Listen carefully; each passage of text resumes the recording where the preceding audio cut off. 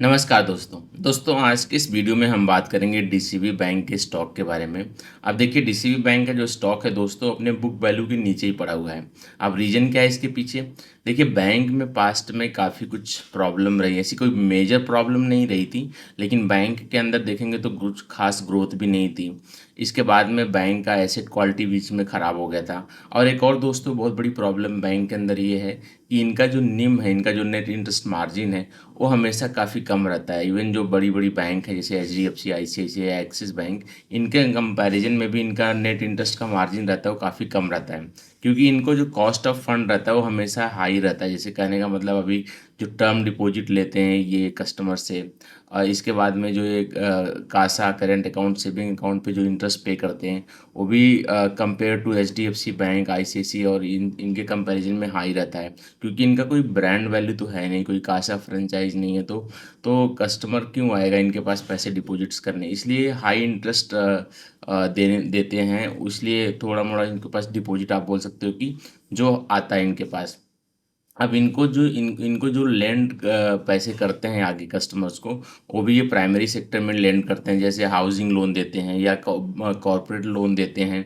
तो ऐसी जगहों पे ये जो है कि ज़्यादा इंटरेस्ट चार्ज नहीं कर सकते। इनका जो यील्ड है वो भी काफ़ी कम रहता है, जैसे बड़ी बैंकों का यील्ड रहता है उसी हिसाब से ये भी चार्ज करते हैं। तो इसीलिए इनका कॉस्ट ऑफ फंड ज़्यादा होने के बाद में, और जो आप सामने लोन लोन दे भी रहे हो उस पे भी आप ज़्यादा इंटरेस्ट चार्ज नहीं कर पा रहे हो, तो इसकी वजह से इनका जो नेट इंटरेस्ट इनकम था वो भी काफ़ी कम आता था।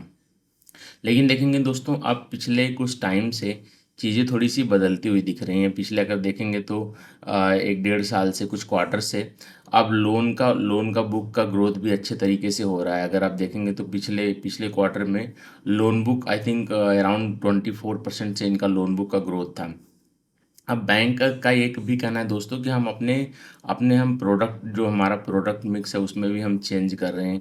अब हम ज़्यादा बड़े लोन, बड़े कॉर्पोरेट लोन नहीं देंगे। हम अपना जो जो ये हाउसिंग लोन है उसमें भी हम ज़्यादा लैब पे फोकस करेंगे। लोन अगेंस्ट प्रॉपर्टी, जो ये मोस्टली जो छोटे एमएसएमई हैं या जो छोटे बिजनेसमैन हैं, रिटेल लोन पे ज़्यादा फोकस करेंगे। वहाँ पे हमें यील्ड थोड़ा सा बेटर मिलेगा। और इसके बाद में ये को लेंडिंग पे भी फोकस इनका है, जैसे एनबीएफसीज हैं, छोटी कंपनी जो फाइनेंस कंपनी है, इनके थ्रू ये टीयर 2 टीयर 3 सिटीज़ में छोटे जगहों पे ये अनसिक्योर लेंडिंग में भी ये मतलब फोकस कर सकते हैं।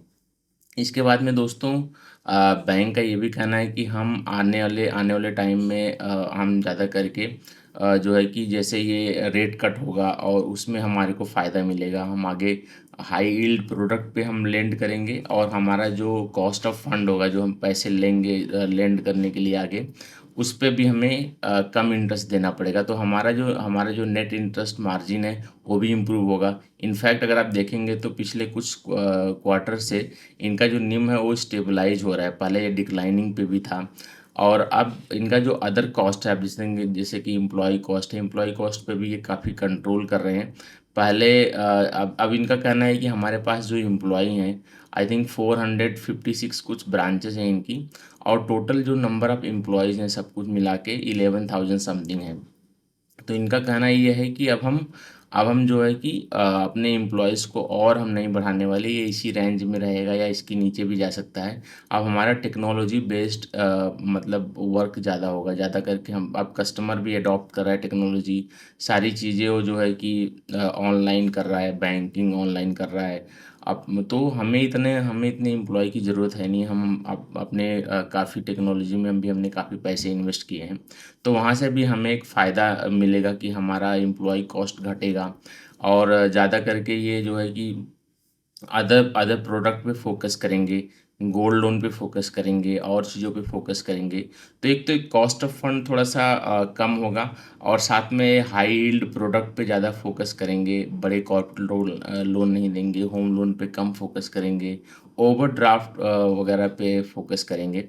तो ऐसी चीज़ों पे बैंक को थोड़ा-सा इंटरेस्ट इनकम ज़्यादा बढ़ेगा, और कॉस्ट ऑफ फंड भी थोड़ा-सा घटेगा, जिसकी वजह से इनका बोल रहे हैं कि आने वाले टाइम में हमारा जो नेट इंटरेस्ट मार्जिन है वो भी बढ़ेगा।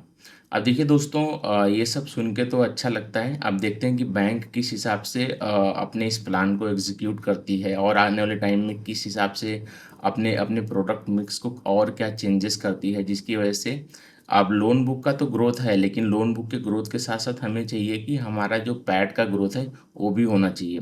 ताकि ईपीएस में ग्रोथ आए और एज़ अ शेयर होल्डर लोगों के पैसे बनें। तो अगर ये सब होता हुआ हमें दिखता है, तो देखेंगे तो इसमें काफ़ी अच्छा एक अपॉर्च्युनिटी है, क्योंकि इसका स्टॉक का प्राइस बुक वैल्यू के नीचे ही पड़ा हुआ है। तो अगर मैं बोलता हूँ 24-25% से ग्रोथ आया और नेट इंटरेस्ट मार्जिन में भी आप देखेंगे तो थोड़ा-सा अपवर्ड की तरफ जा रहा है, आरओई का नंबर ऊपर की तरफ जा रहा है, तो एक अच्छी अपॉर्च्युनिटी बनती है। मतलब स्टॉक के प्राइस में थोड़ा-सा आराम से कुछ ग्रोथ हमें देखने को मिल सकता है। तो देखते हैं अभी इस क्वार्टर का इनका रिज़ल्ट आने वाला है, कौन कॉल वगैरह होगा, तो क्या कुछ आउटकम आता है। उसके बाद में हम एक एज़ ए इन्वेस्टर एक डिसीज़न अभी हम लेने में मतलब आसानी होगी।